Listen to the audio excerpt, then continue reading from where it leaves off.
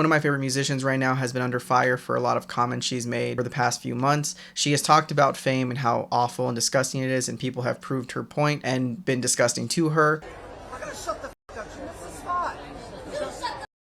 She is someone who I really respect, and her comments are so fucking brave. She's been getting a lot of hate recently, and most of it to me seems unjustified. I don't think any of it is deserved for her. I think she is a great artist and she's speaking her mind, and I think she has every right to say these things, and I agree with her on a lot of points. Recently, she's become under fire for her political or non-political statements. In a recent interview with The Guardian, she said that both sides politically are bad. That's why she hasn't endorsed Kamala. That statement is something I completely disagree with and something I want to address. I don't think she has any ill intention. I don't think she's a closeted Republican.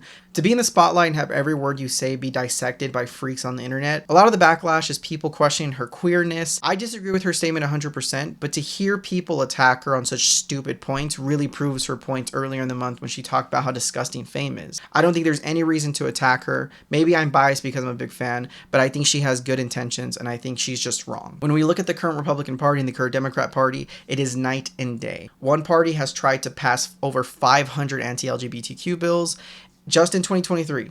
And in 2024, they've continued that trend with many more. On top of that, because of Trump, we saw the overturning of Roe v. Wade because of his Supreme Court picks. So if we want to be real here, the Republican Party has continuously attacked minorities and women. That is a crazy thing to say, that both sides are evil when one side is obviously evil. The Democrats are not trying to pass anti-LGBTQ bills. The Democrats aren't trying to pass anti-trans bills. They're not trying to go crazy over drag shows. The Democrats are not trying to be forced birthers. If you have critiques of the Democratic Party, that's completely fair. I think you can say that, why didn't we codify these abortion laws? But to say they're both evil is ludicrous. Maybe is not inherently what she meant to say, but it does come out that way, that you're basically comparing these two parties as if there is even a comparison to be made.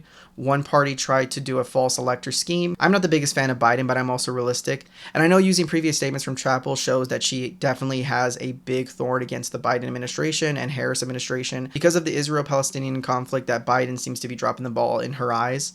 And I agree, I think there's a lot of critiques to be made. If the end goal is to have less Palestinian deaths, the guy who moved the embassy to Jerusalem is going to turn up the heat, and it's going to be worse for Palestinians. And I haven't even brought up yet that his rhetoric alone, he treats Palestinians as a slur. He wants to deport Palestinian protesters. I am sorry, this is not a comparison. One guy is a borderline dictator who has said he wants to be a dictator for a day. So when I hear somebody have this anger against the Biden administration, I completely get it. But I think too, when it comes to asking people to vote, which to be fair, Chappell did say to vote and do your research, but I also think it's a weak statement. When one guy is obviously so bad and everything I listed out seems to be something of importance to her and many of her fans and people in that circle, I just don't think there is any comparison, and to even try to say both sides are evil at this point, it seems uneducated on their part.